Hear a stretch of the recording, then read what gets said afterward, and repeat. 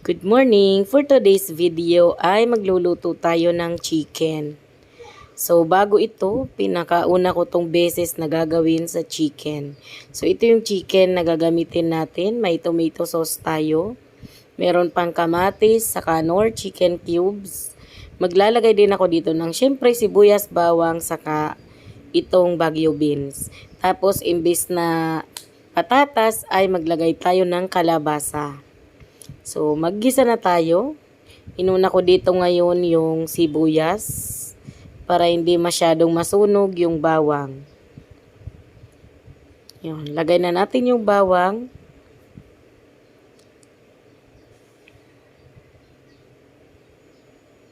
Gisa-gisa lang.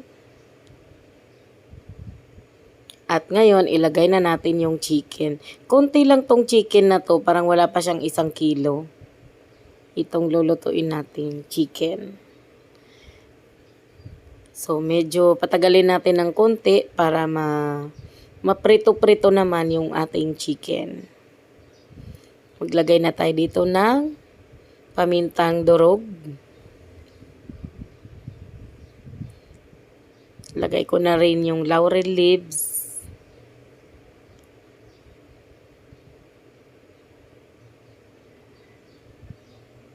At haluin na natin to.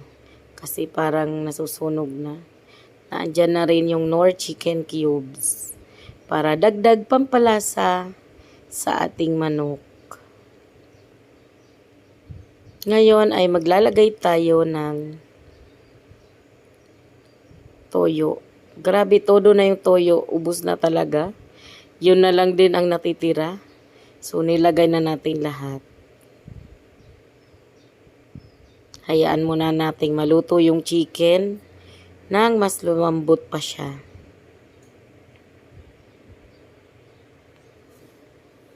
So, di pa tayo dyan nag-add ng tubig.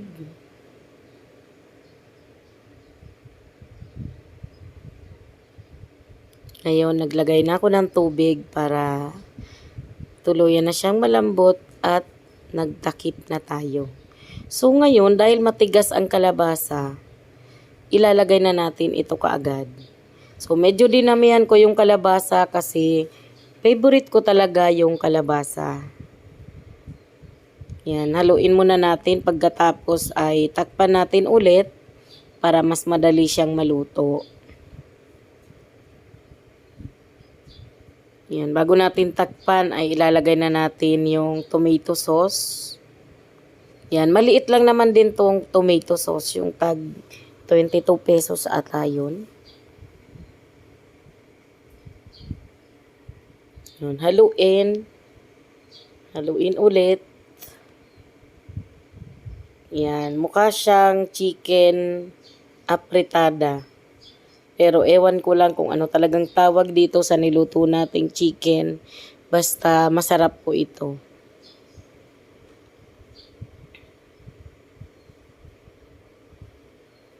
So, kalabasa talaga yung nilagay ko dyan. Imbes na patatas.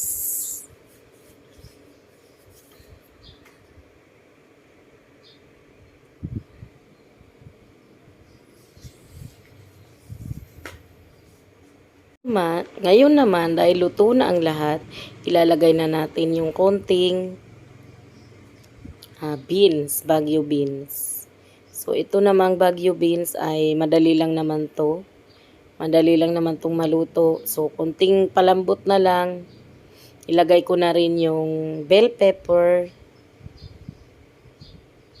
Mga 2 to 3 minutes ay luto na po ang ating chicken. O, diba ang ganda ng kulay?